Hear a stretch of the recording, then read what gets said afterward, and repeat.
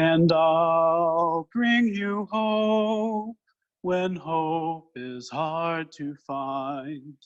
And I'll bring a song of love and a rose in the winter time.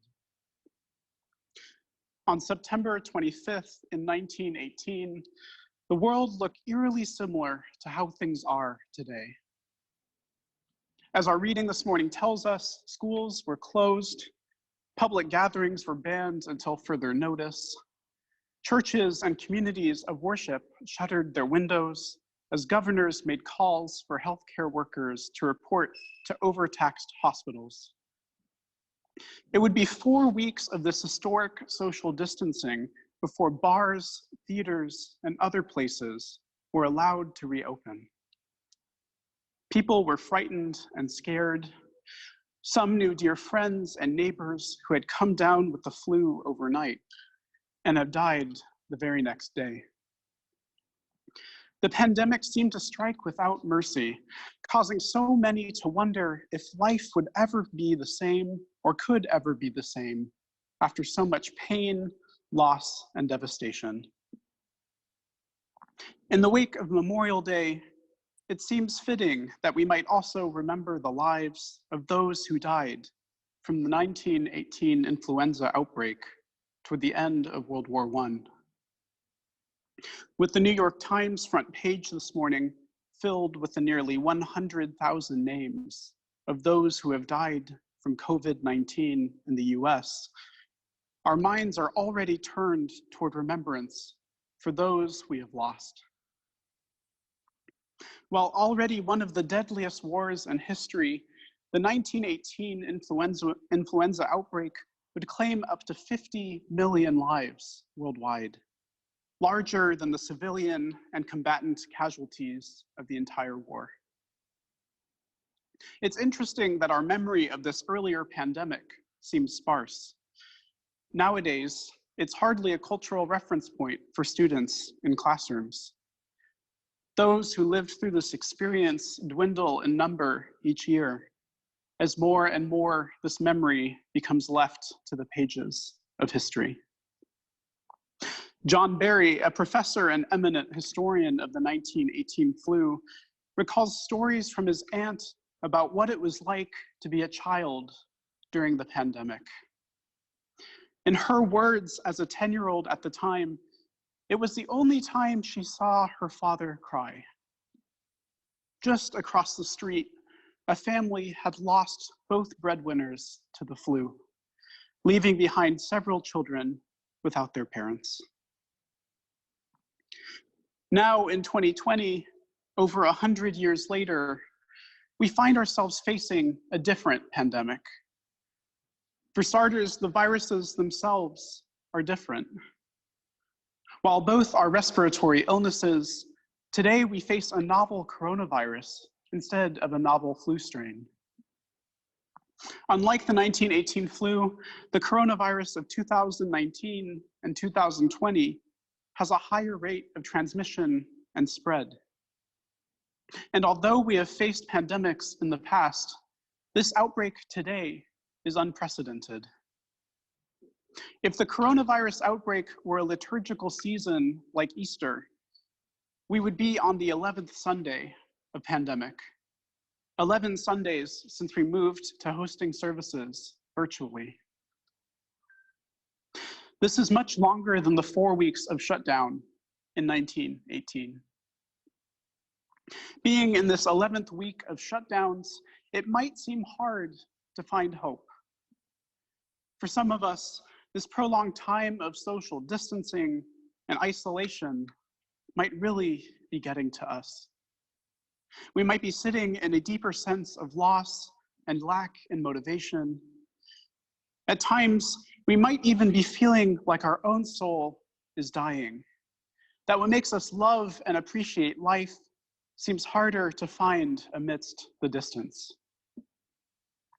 Many of us miss gathering with our family and friends, and some of us have also lost loved ones in this time, meaning we must navigate this grief and sorrow without being able to celebrate their lives in physical community together. Additionally, we have witnessed how the coronavirus has had impacts on some of the most vulnerable among us. In communities of color like Chelsea, a city of predominantly immigrant and Latinx populations, we see how race continues to impact those among us who are hit hardest at times of crisis. Even with the recent discussions of Massachusetts reopening, we know that social distancing will likely be a reality for many of us for months to come. We might be afraid that things are opening up too early.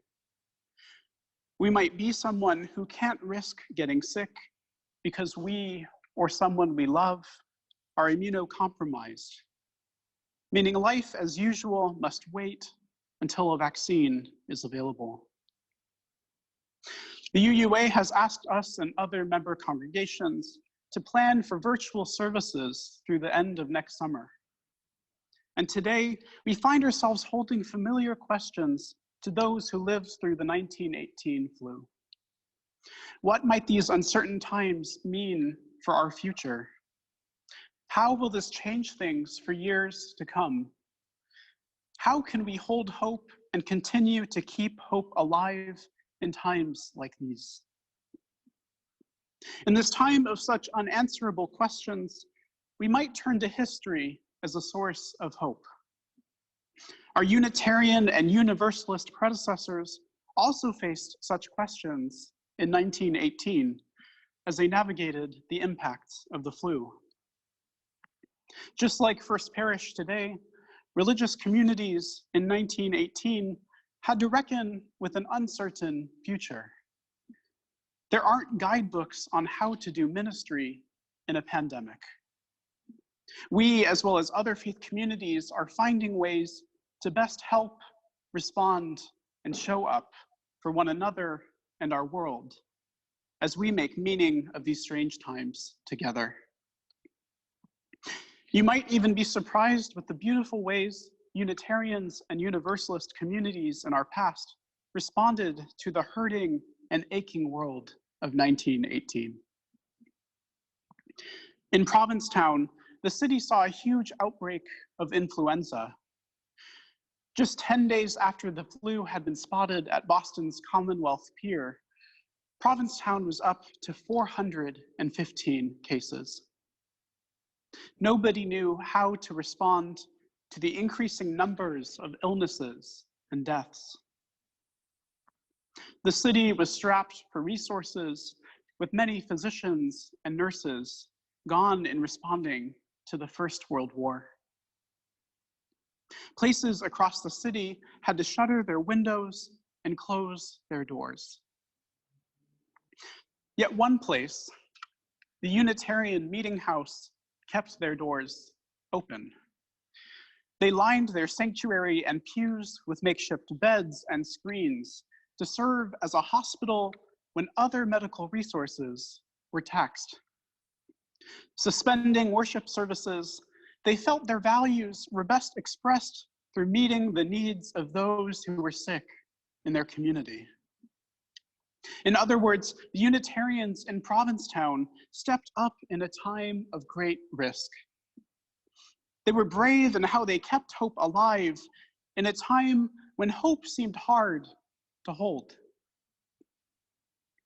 Now, we have a rich legacy in what it means to live our values and put faith into action in times like today. At our congregation and across the country, I've seen the beautiful ways that communities are responding to the needs of others. We too might realize that while our physical building is closed, what makes us a community hasn't. I've been touched by the generosity you've shown one another and our wider community through grocery runs and mask sewing teams, through sharing toilet paper supplies and providing much needed financial support for organizations on the front lines of this pandemic. We too are showing up in beautiful ways that are helping to keep this familiar hope alive under these difficult circumstances. When I think about what is hopeful today, it's how we are responding to the call to care for one another. Unlike in 1918, our community is able to gather virtually and cultivate hope together. And this is the only time in history where you can attend virtual services from just about any Unitarian Universalist congregation across the country. And you can really rack up those extra Sunday service attendance points if you were to today. This world itself is more connected now more than ever. Internationally, scientists are openly collaborating and sharing information toward developing a vaccine. And we're seeing how communities are helping each other in ways that they haven't in the past. We're understanding just how interconnected we are to one another and this wider web of life and existence. Personally, I'm also finding hope in the small acts of kindness I witness day to day. Just last week, my housemate Stephen and I were on our way back from the store when a car pulled up next to us. As the window lowered, the woman in the passenger seat explained through muffled tones that Stephen had dropped his credit card while leaving the store. They had driven blocks searching for us, determined to return it. In a time of so much fear, these total strangers went out of their way to ensure that he got his card back. It was a sign to me that even in these moments, people are still doing what they can to help. And we so desperately need one another in this time to make it. Our time for all ages this morning, When You Are Brave by Par Zietlow, speaks about cultivating hope in dire times.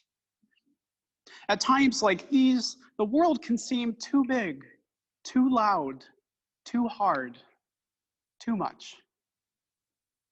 Sometimes our inner lights might feel small. We might even be feeling like our flame is going out.